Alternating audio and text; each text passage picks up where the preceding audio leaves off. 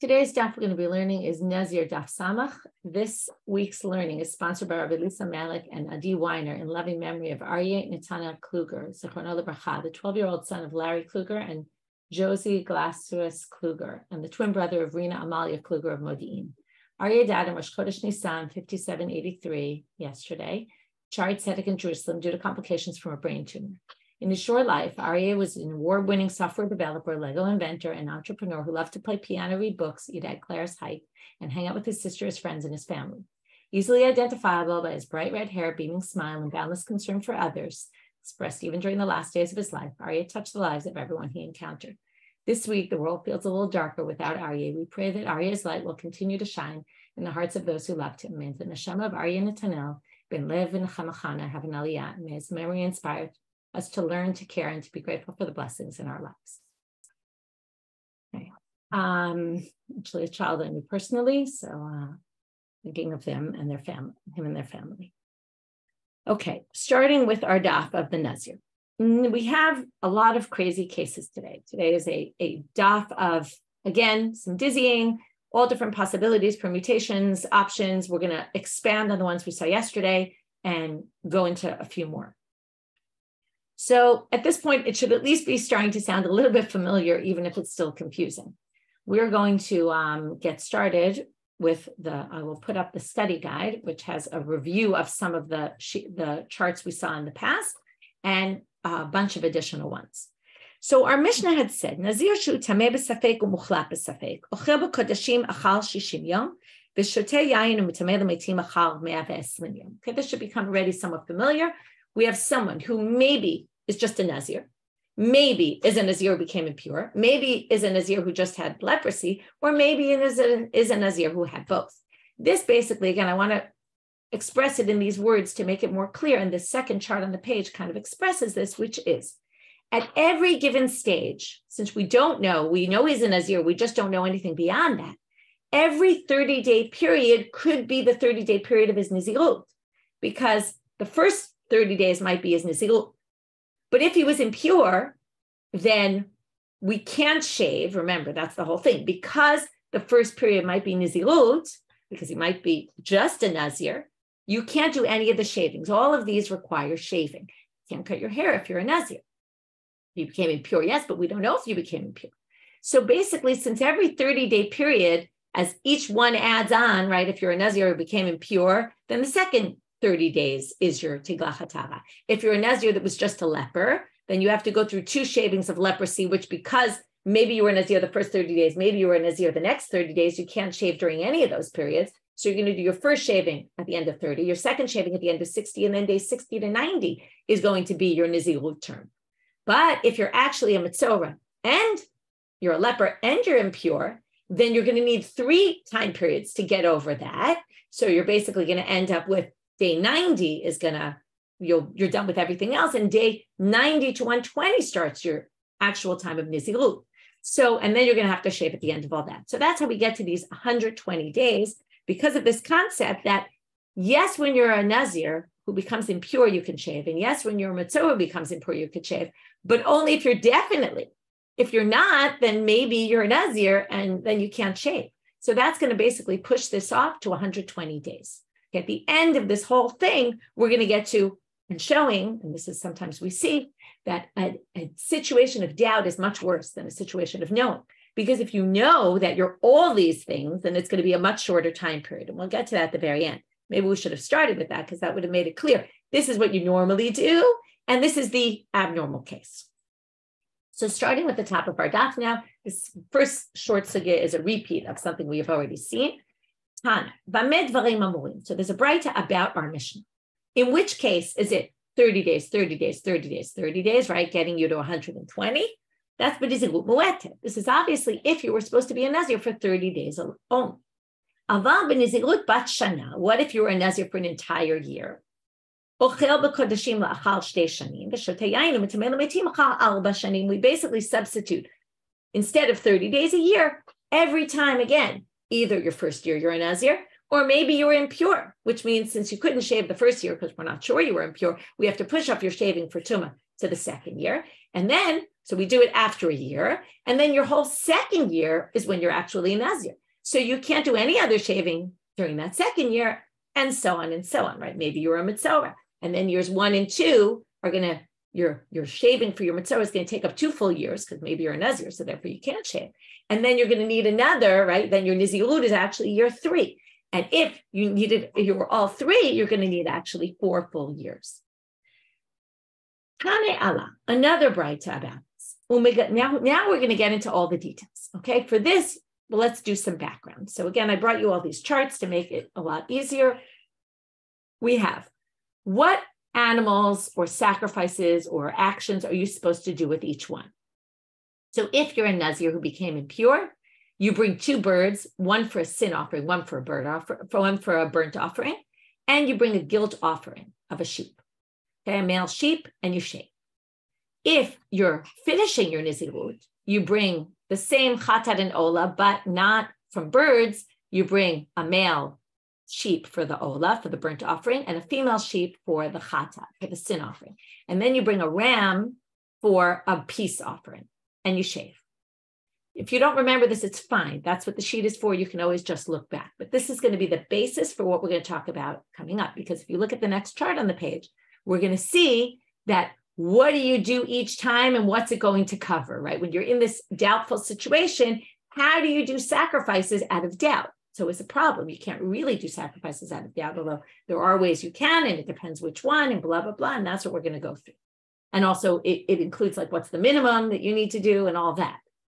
Then we have a Mitzorah. So one of the things the Mitzorah does, okay, the Mitzorah, let's say you have leprosy and you were declared by Kohen, you're definitely a leper. So at this point, you have to wait till you're healed. When you're healed on that day, you bring 2 birds and you basically slaughter one. The blood goes into this, you have a kli, earthenware vessel. The blood goes into there. You have some water in there, fresh water, mayim chayim it's called, like from a spring. You put water in that vessel, you shecht the bird, you slaughter it into the blood drips in. By the way, this is all done not in the azara. That's going to be important here. Okay, it's done outside the azara. And the blood goes in and you put in a hyssop branch and a what do you call it? A cedar and the talat shani, the scarlet wool. You put them in, you take that, it's kind of like, what's the word? You put them together. It's called igud. And then you take that with the live bird, because you have 2 birds. One you slaughter, one you put live, you dip it in, you sprinkle it. Okay. And then there's a whole process you do with the finger it's all starts with, you put it on the finger and the ear and the toe of the Mitzorah, all that. And then you also do a shaving, but there's no sacrifices at that stage. It's just the procedure you do with the birds. Then you wait 7 days. Okay, so that's what we've been calling Yimei Chaluto. When you're a muchlat and you're finished being a muchlat. Muchlat is you're determined to be, you are a leper. As opposed to muzgar, which is quarantine, which is not at all in the discussion. Then you have, after 7 days, after doing that, then you bring your sacrifices. And that's the procedure that permits you to eat kodashim that we keep referring to. So what do you bring? You bring a guilt offering from a male sheep. You bring a chatat and an ola. Now, the chatat and the ola can either be, just like for a Nazir, from a keves and a kipsa, keves for an ola, a male sheep, and a female sheep for the chatat. But the Mitzorah has an option. If you can't afford it, you can bring bird offerings. Okay? So you end up with this chatat and ola pair that could be pair of birds, or it could be animals. And you have the guilt offering and you shave. So that's what we need to do. The question is, how are we going to do this in our suffix case where we're not sure if you're obligated to all these things? So first they're going to say it, and I'm going to show it on the chart. And then the Gemara is going to deal with kind of explaining a lot of these points, maybe even almost everything here. But I'll kind of explain it outside and then we'll read it inside.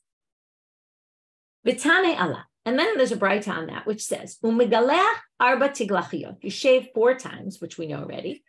Tiglachat lishona. Now, what we didn't get in the mission is what animals you bring or what parts of this procedure can you do. Tiglachat lishona. Now, the whole idea is if you're definitely a Mitzorah, the tzarat always comes first. I'm not 100% sure why. Maybe because we want to get you to be able to eat sacrificial meat as soon as possible. So we deal with that first. So maybe it's sipulim. So you bring birds, the two birds, the one you slaughter and the other one, and you do that whole process just in case you're a mitzora. V'chatata of, and then you bring a sin offering of a bird, because remember, we learned this a bunch of times. It's the only sin offering that can be brought, even if you're not sure if you're required to bring it. They allow you, there's a special dispensation to bring a sin offering of a bird if you're not sure. But if you remember, you don't eat it. Later, we're going to see, they're going to say that it goes likfura. You bury the meat of the animal. Okay, it has to be buried because things that are sanctified that can't be eaten have to be buried. Ve'olat behema, and you bring a korban ola that's an animal offering. Okay, now, so why? Why do you bring all these? So again, it's all charted here. You bring the birds because maybe you're a leper, but maybe you're not a leper. Maybe you were impure. If you're impure to the dead, well, then you can bring a chatara of, which is the main thing, right? Remember, we have a few sacrifices you're supposed to bring. Remember, the chatara of, the olata of, and the guilt offering. But right now they're telling you, you only bring one. This chatat is the central one. The others can't be brought mishum safek, so there's nothing you could do. So you can't bring them because we're not sure you're obligated in it. Then you bring this olat behema. Okay, this bird, animal burnt offering. Why? It either counts, okay, now you have to go up and look. It either counts for your completion of nezirut, where you bring an animal burnt offering, or if you remember in the tiglachet of the mitzvah in the second, oh no, actually this isn't it, sorry, my mistake. At this point, we're still in the first stage. So you might be tameh, you don't need, and there is no olat behema. You might be a mitzvah at stage one, there is no. So either this counts for you're finishing your nezirut, because maybe you're none of them, and maybe after day 30, you're done. Or you can always bring a korban ola as a nidava, as a voluntary offering. You can say this animal was a burnt offering voluntarily. Shnia, what do you do in the second stage? Mevi chatata of be'olat behema. Okay, we're going to review this all, but from a bit of a different perspective. So I'm going to do it first this way, and then we're going to kind of view it in a different way. I would say like horizontally and vertically. You'll see in a minute what I mean. The Gemara is going to review it from a different perspective. So I want to go through it first like this, and then you'll see it like that, and it'll be good review because it'll kind of focus on different elements. The second time you shave, what do you bring? Hatata of be'olat behema. Okay, so now at this point, you're going to bring, again, another sin offering of a bird, which can be brought mishum safek. What are you concerned for this time? Well, if you're a leper, if you remember, the leper can bring his sin offering either as an animal or as a bird. Now, since an animal sin offering can't be brought out of doubt, so we bring the bird offering. So the first bird offering you brought, and this is what, if you notice in the chart, I organized it by each sacrifice. So you see that tzipurim only comes in the beginning because you only need that for the mitzvah, and you're done with that at the first stage. The chatara of, the first one is going to be in case maybe you were tameh, because the first stage of tzarat doesn't need that. Only the second stage of tzarat needs it. So the second time you're going to bring it is because maybe you're a mitzvah, okay? And if you were a mitzvah, then you brought your birds the first time, and now you're doing your chatara of. And then you bring an olat behema. What does that work for? Well, also the leper is supposed to bring a korban ola from an animal. He could bring it from a bird or an animal, but here it goes. It could count as a leper. But if you weren't a leper, then, and let's say, okay, now remember, you already brought an ola in case you were a Nazir. But if you were a Nazir, that was not, the ola worked the first time if you were a Nazir and nothing else. But if you were a Nazir who was impure to a dead body, which was one of the possibilities, then your ola now is going to count for completion of nezirut. So your ola here could either be completion of nezirut, or it could be because you were a leper, or I forgot to write this on the chart, or it's just a nedava. In other words, it maybe is not needed for either, because if you were, oh no, actually, it's not nedava, right? It's definitely one or the other. It's either you were mitzora, or you were, no, it could be also nedava, because if you were nothing, then you took care of your ola already the first time, and then you don't need anything now. So it could be just a voluntary offering. And if it counted the first time because you were only a Nazir, then you don't need anything at this point. So then it would be voluntary. Lishit, the third tiglach. Maybe chatata of ve'olat behema, same thing, but not for the same reasons. So maybe you were a mitzora, right? In which case you brought your birds, you brought your chatat, and now maybe you're impure. So you need a chatat ha'of for your impurity. So you bring the sin offering in case you were impure. Then you bring the olah behema. Why? Because maybe you were a mitzora, in which case your olah behema that you brought the first 2 times didn't count for your completion of nezirut. You're only now going to complete your nezirut. Okay? So if you were a Nazir who was not impure, but you were a leper, then you finish with your leprosy now, and now you're completing your nezirut term. If not, then your olah behema again is nidava. Okay? I know it's not on the chart, this nidava, but it's always either that or nidava. Okay? Revi, the 4th one now, the only thing that's left at stage 4 is nezirut tahara. So what do? Mivi'im korban tahara. You bring a complete set of korban tahara. Okay? Which means, what do you bring when you're a Nazir? Remember? In Asham, not in Asham, I'm looking at the wrong chart. A chatat and olah and a shlamim. Now, your chatat behema you haven't brought yet, remember? Because you brought a chatat ha'of all these times, in case you were tameh, in case you were mitzora, in case you were tameh, right? You understand why tameh comes up twice? Because if you were a mitzora, then your first stage was done for leprosy, and your second stage was done for leprosy, and then your tumah is only being dealt with now, in the 3rd stage. If you weren't a leper, then your tumah is being dealt with right away. So that's why you have to bring twice, potentially, maybe one of them, right? So in the end, you brought 3 chatat ha'of. In the best case scenario, 2 were needed. In the worst case scenario, none were needed, okay? And in the middle scenario, 1 was needed, right? Either you were a mitzora or you were impure to the dead. So now you bring your sin offering for completion. You bring your olah, right? The burnt offering, which perhaps you already finished already before, right? Already in the first time. Or perhaps you finished the second time, or perhaps you finished the third time. We don't know. But in case none of those worked for your completion of nezirut, because you were a leper and you were impure to the dead, in which case none of those worked for what you needed to complete your nezirut, only now are you completing nezirut. If not, obviously, then this is brought as a voluntary offering and you already fulfilled the olah at some previous stage. And then you bring your korban shlamim, which is the ayil, which of course you bring because you haven't brought it yet. So this is the completion, right? No matter what, you're definitely completing your nezirut now. The question is, did you bring your olah already before or not? But all the others are obviously new, and we're only doing them at the very last stage. So now the Gemara says the following. Now they want to explain what all the possibilities are. That's why I said we went kind of like this in terms of what you do at each stage. But now we're going to say, let's say you were a mitzora. So what's the worst case? What's the best case? And why is this the recipe of what you're supposed to do? Amarta tiglach harishona mivi, etc. So again, they're just taking as a given that you know what you're supposed to bring the first time: the birds, in case you're a mitzora, the chatat ha'of in case you're impure to the dead, and the olah behema in case you're a Nazir that's completing their term right now.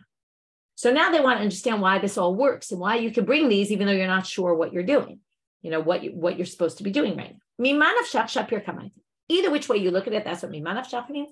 It works. Why? If you're definitely a leper, well, v'lav tamehu, and you're not impure. So what will be? This is why I said we're now going vertically. Let's say I'm a mitzora. So what would happen if I bring these things and I'm not really impure? I'm not supposed to be dealing with my impurity, and I'm not supposed to be dealing with my finishing my nezirut right now because I'm a mitzora. So tziporim chovato. So the birds, that's my obligation. V'chatat ha'of safek azar lekvura. Okay, so the chatat ha'of, I brought mishum safek. I wasn't sure. Turns out I didn't need it, and it gets buried because any safek chatat ha'of gets buried. The olah and the burnt offering I brought, which was an animal burnt offering that maybe I was completing my Nazirite term, which I'm clearly not now because I'm a mitzora, right? We're just giving the possibilities, assuming I'm a mitzora. Well, havia nedava. The olah will be brought as a voluntary offering. Ulegalcho toch shiva efshar. Again, this is repetitive. We know this already.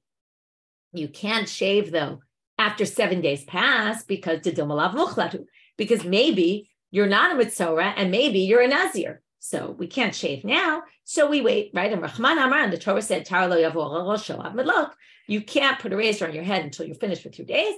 And therefore, that's what we do. So again, we wait 30 days. We bring the birds, which would have been perfect if I really was a mitzora. If I wasn't, I'm sorry. And the other things are all fine. We can deal with them. Chatad ha'of is just safek. It's okay. You could brought it for no reason. And the ola behema was brought as a voluntary offering. Okay, that was option one. I'm a mitzora. Ilav mitzora vadai. What if I wasn't a mitzora? Have v'hu tamei. We're just kind of laying out all the possible scenarios. But I was impure. So now what happens? Chatad ha'of chovato. So now I'm up to the second thing, right? The chatad ha'of, meaning the first tiglachat, the second thing I brought birds. I brought a burnt offering. I brought a sin offering, of a bird. And I brought a burnt offering of an animal. So the main thing I needed right now really was just the chatad ha'of. Because, right, remember, each of these three things, one is if I'm a mitzora, one if I'm impure, and one is if I was none of those things. So the chatad ha'of, that's your chova. That's what you were supposed to have. Sipolin. So now I did these birds. I slaughtered a bird. I put the blood in the water. I took the stuff. I dipped it. I sprinkled. What do we do with that? Well, sipolin b'hai kamet abdin. As I told you, this happens outside the azara.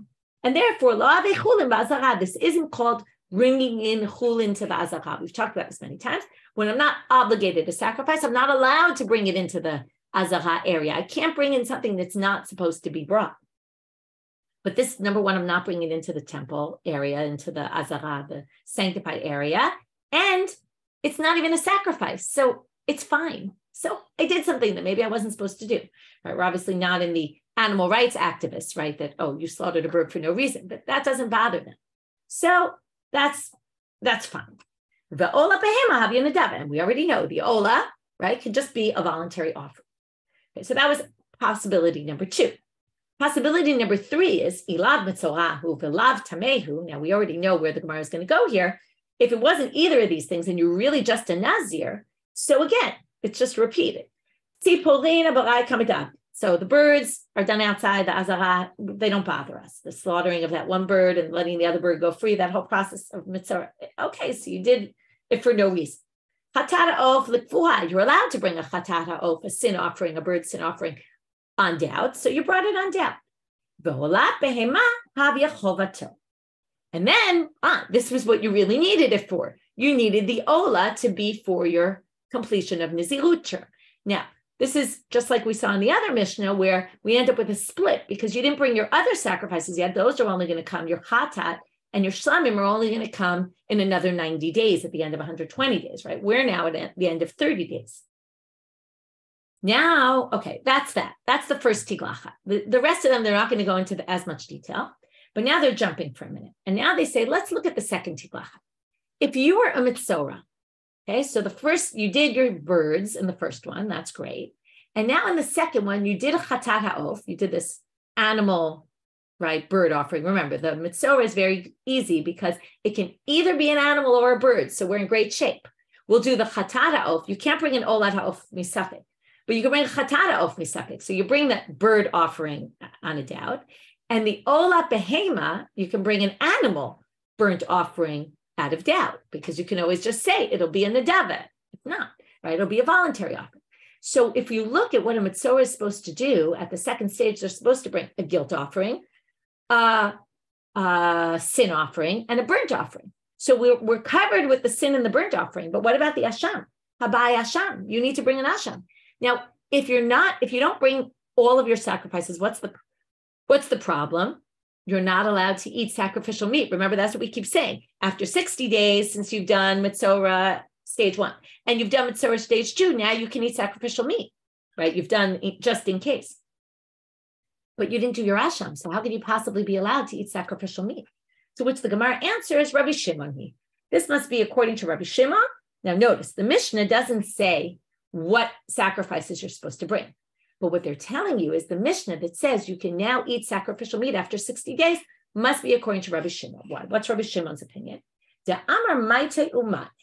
Rabbi Shimon has no problem with bringing asham out of safek. Now, how could you possibly do that? A guilt offering is a guilt offering. Guilt offering you only bring if you do something wrong or you do something that you're obligated to bring in. And here we don't know. It's just like the sin offering.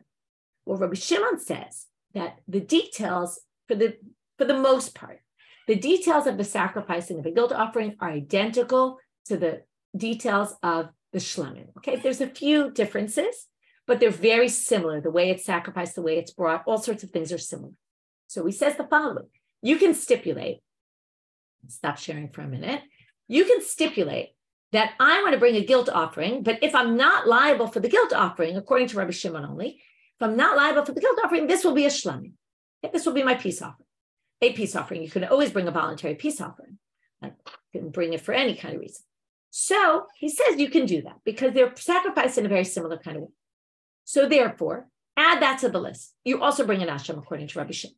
And that's how you would complete your Nazirite term. So what do the rabbis say? The rabbis say you can't. Why can't you? I'm doing this, first of all, because it's interesting, and I also want to give you a break from all the dizzying logic here. But the guilt offering has one big difference from the shlamim, which is, and this is a concept that comes up in other places, which is why I want to teach it to you. This is called lo mevi'im kodashim lebeit pasul. You can't create a situation where you're going to end up or likely end up with disqualified stuff, okay, disqualified sacrificial meat. What does that mean? Well, in Asham, we've talked about before that there's a certain amount of time you have to eat a sacrifice. If you don't eat it within that time, different sacrifices have different amounts of time. If you don't eat it within that time, what's going to happen? It's notar. Notar has to be burned. Now, we don't want to burn sacrificial meat if we don't have to. We want it to be eaten. So if you take this asham, an asham can be eaten only for a day and a night. And a shlamim can be eaten for 2 nights and a day. So you end up with, if you're going to do this suffix, maybe it's a shlamim, maybe it's an asham. If it was a shlamim, you'd have more time to eat it. And it would be less likely you would end up being disqualified. If you limit it to be an asham, then you're taking something that theoretically, let's say it passes the night and the day, and you forget about it, right? You didn't eat it all. Now, if it were shlamim, you'd still be allowed to eat it. But because it's this safek asham shlamim, you're going to have all the chumras of both. And then you're going to have to burn it when maybe you don't really need to be burning it. And we definitely don't want to get to that situation, the rabbis say, so they don't allow this. So the big question becomes here, well, then what does this guy do? This is a Nazir. He has no way to get out of it according to the rabbis because he can't do the asham. So either you say, maybe the asham is not the thing that, pushes you over the edge, and maybe you can actually finish your metzora without that. Or it could be that the rabbis think that there's no solution here. And this person can never eat sacrificial meat. They have no way to get out of this metzora quandary because it's a safek and you can't bring an asham out of a safek. Okay, so that's some different opinions about what exactly Rabbi Shimon would, what the rabbis would say. Because we're explaining it now, all that it must match Rabbi Shimon. Okay, next. Tiglachat shniya shlishit. So they're not going to go into everything, but the tiglachat shniya shlishit, again, the second and the third, you bring both a chatat ha'of and olat ha'of. So now, since you bring the same thing for both, they're basically going to treat them as the same and deal with them together. So first of all, tziporin lo tzarich ha'avid. You obviously don't need birds. You did that already. Ma'ika. So what do you need? Well, dilma v'adai muchlatu. Maybe you're at the second stage of tzara for at least right in the second tiglachat. You have to finish being a metzora. So chada, the first chatat ha'of, is l'safek sparo, because maybe you finish your metzora days, and therefore you would need a chatat ha'of. And chada l'safek tumato. And in the second one, which really means the third shaving, you're going to bring another chatat ha'of because maybe you were already a metzora, which means your first 2 chatat ha'of, right? Your first 2 sin offerings of birds went to your tzarad, and this third one is going to need to go for your tumah. Tiglachat revi'it, maybe korban tahara. So again, the fourth one, you're going to bring a whole set of what a Nazir normally brings at the end. Umatne, and you're going to have to make again a stipulation, right? Again, the chatat and the shlamim are fine because you haven't yet brought, as I mentioned before, you haven't yet brought a chatat behema for completion, and you haven't yet brought a shlamim and ayil around for the shlamim. We definitely didn't have that yet. But you have this issue with the ola because maybe at all stages, it could be that you brought your ola because you were completing your nezirut term. So Eva dai Nazir, who, if you were a Nazir and nothing else, right? You weren't a leper, you weren't this. Ola rishona chovav v'zona davas. Your first one would have been your obligation. And this one is just a voluntary one because you already finished your obligation. In tamei muchlatu, if you were both tamei and you were muchlat, they're not giving you all the possibilities here, but obviously there's all sorts of possibilities along the way. But ola rishonana davav v'zo chova. So if you were everything, then this would be your actual fulfilling of your obligation for the korban ola. V'zo chova v'zeh shar korbano. Right. So the rishona, the first one would have been a nedava, and right because all the others could have been for something else, or actually not all of them. But anyway, nedava, and this would be your chova. This would be your obligation. Again, could be the third one was also your obligation. They just don't get into every single detail. Okay, that's basically what you bring at all the stages. Now we're going to get to a numbers game. Now you could also, and the commentaries go into also which sacrifices you bring in all these cases at which point, but I'm not going to go back into all the sacrifices. But now we're going to talk about days and counting and all of that. So this is what I told you in the beginning, that because you're suffix, you end up having the longest possible period of time. Okay, we're going to see now, you can even just see from the charts, that if one of them is definite and one is suffix, as opposed to both of them being suffix, we have two suffix, right? We've been talking about, we're not sure if you're a Nazir, Tameh, if you became impure, and we're not sure if you were a leper. We know you're a Nazir, that's for sure. The other two, so now we're going to play with it. What if one of them was definite and one of them was suffix? What if the reverse? And what if you were everything? So we're going to see that depending on which doubt, you might need only 67 days, 74 days, or 44 days. Okay, that's going to be dependent on what's going on here. So these are the next few cases, and they're all charted out, which should make it much easier to review and to understand. Tameh safek umuchlavad. So the first option is you're tameh b'safek. You're not sure if you're impure, but you're definitely a leper. So now what do? So we're talking now that day one is the day you're cured. Okay, so you're cured from your leprosy. So vaday ochel b'kodashim lachar shmona yamim. Well, now you're a definite leper. Remember, definite leper overrides the forbidden shaving of a Nazir. So you do your first shaving on day one, you wait 7 days, you do your second shaving on day 2, and obviously the sacrifices that go along with it. I don't need to state them, they're all mentioned above. And then you can already eat kodashim because you're finished with your mitzvah. Now you're not sure though if you're impure to a dead body. So what do you have to do? You can't do the shaving for the impurity of the dead till you wait 30 days because maybe you're a Nazir that became impure. So that gets you to day 38. So and then if you remember, on the 7th day, you can already start counting your nezirut, and then, or actually maybe on the 8th, there's different opinions, but then they get another 30 days, gets you to 67. Okay? Assuming you start already on day 38 counting, then your 30th day will be 67. Muchlat safek b'tameh vadai. Right? Again, now, if you knew for sure, it would be less days, but you don't know for sure. So because of that, you have to wait this extra 30 here and then another 30 there, as opposed to, doing 7 and then 30, right? So we'll get to what you do if it's definitive. Muchlat safek b'tameh vadai, let's switch. Let's say you weren't sure you had leprosy, but you knew you were impure to the dead. So now, vadai ochel b'kodashim, ochel b'kodashim la'achal 37 yamim. So you can, 37, you can already eat sacrificial meat, and at 74, you can be done with your nezirut and do all the stuff a Nazir can't do. So how does that work? Well, if you're definitely something, so no matter what, you can shave on day 8. Why? If you were a mitzorah, let's start like this. You're tameh, right? If you were a mitzorah, you could do it on day 1, but we don't know if you're a mitzorah. So if you're tameh, you can only shave on day 8 because you have to wait your 7 days of impurity and then shave. And we know you're impure to a dead body. So in a definite plane, you can't do anything till day 8. So day 8, you do your first shaving. Now this either is tumat mate because you were only impure to the dead. But if you were a leper, what did we say? The leprosy always comes first. So if you're a leper, this is your shaving for your first shaving of a leper.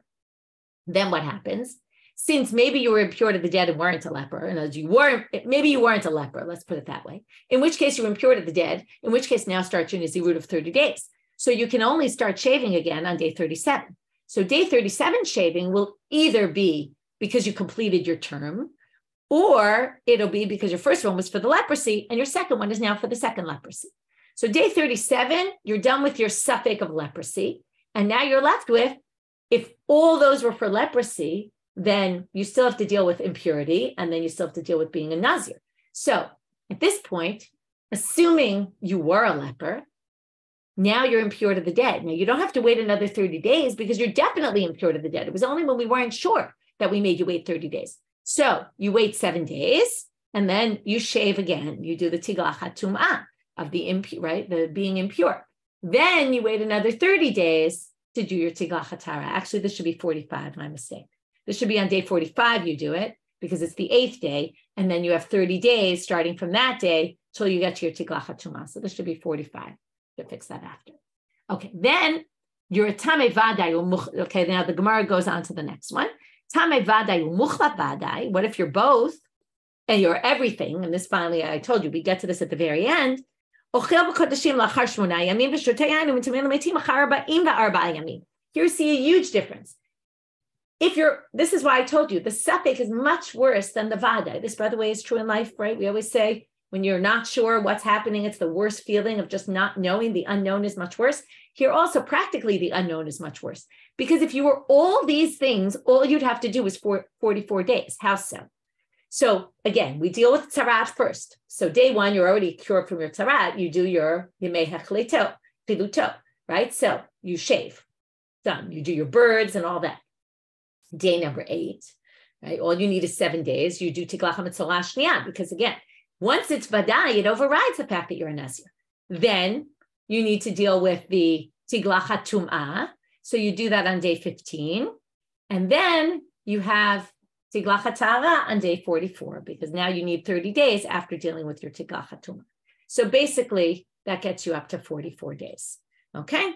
I just have to check one thing about the 44 days. Maybe it is 44. It's a little confusing with like when you start counting and when you and how all these days work out. Okay, that's basically how we got there. Okay, that's it for the study guide. I did not complete the study guide on the second part, but this is a little bit less complicated, although it probably would have helped had I charted it out as well, but try to make it clear for you. That was the whole first part of today's stuff. So I'm going to review it very briefly now. What we basically did was we dealt with 4 different scenarios. One is you're a definite Nazir, but everything else is safek, and then how do you bring your sacrifices? What do you do? What are all the possibilities and permutations of what it could possibly be? And how do we come up with a resolution that covers all your bases, but also doesn't have you doing things that are forbidden to do, like bringing sacrifices that you're not allowed to bring? That was all the whole debate. And shaving when you might actually be a Nazir and not allowed to shave. And then we switched each time one thing and said, what if that was for sure? What if that was for sure? What if they were all for sure? And then we got to how many days would all of this take? Now we move on to a question the students asked Rabbi Shimon bar Yochai. The structure is going to be, just since I didn't chart it out, I'll explain it to you very clearly. 3 questions. They're going to ask them one. Then they're going to say, okay, based on that, we have a second one. And then they're going to say, based on that, we have a third one. The third one is going to split in 2. There's going to be 2 different versions of the third question, which in the end, the content is really the same. It's just a little bit of the way the wording came out a little bit differently. That's all. But it's not content-wise any different. The students asked Rabbi Shimon ben Yochai, Nazir tahor or mitzorah,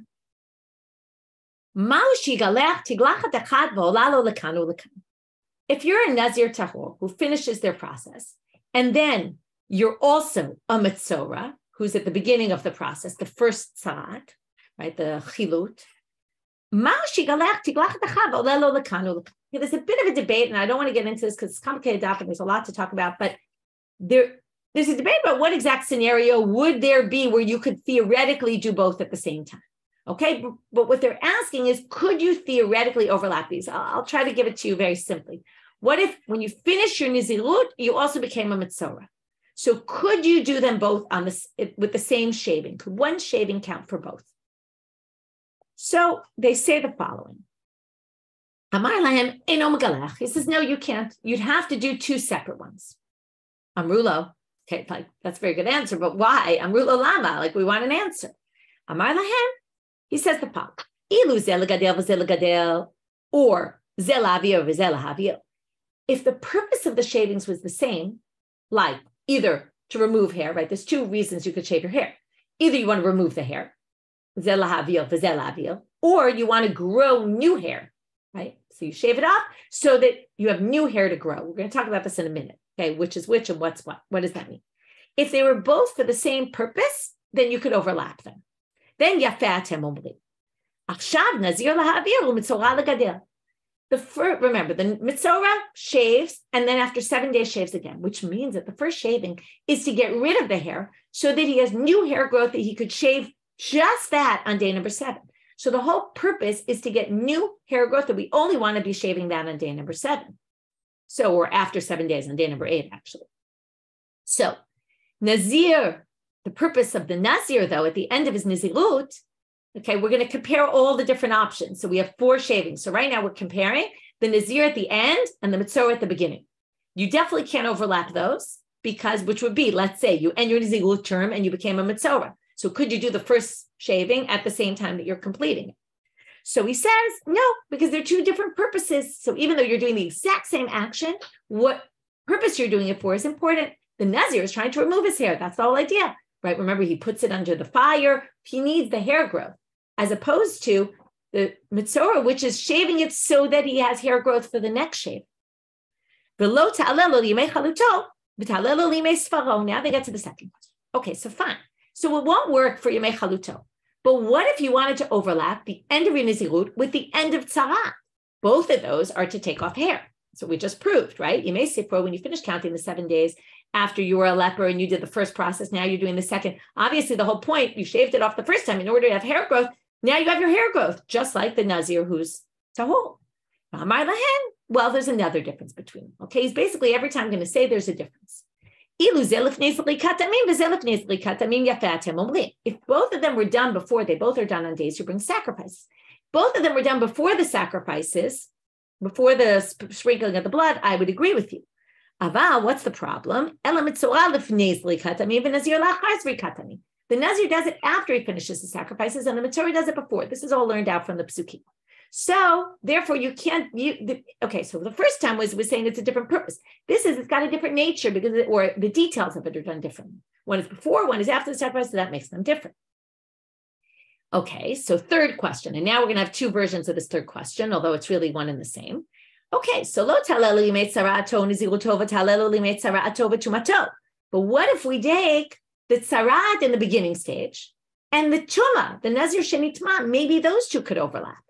Because why? Because they're both to remove the hair, right? We want to remove it. I'm sorry. They're both to grow the hair. We're removing it in order to grow for this next stage, right? The impurity is so that you have hair growth for Nazir of purity. And the Mitzorah is to get rid of the hair. So after 7 days, you have hair growth that you can shave. Amar lahen, there's also a difference between them. If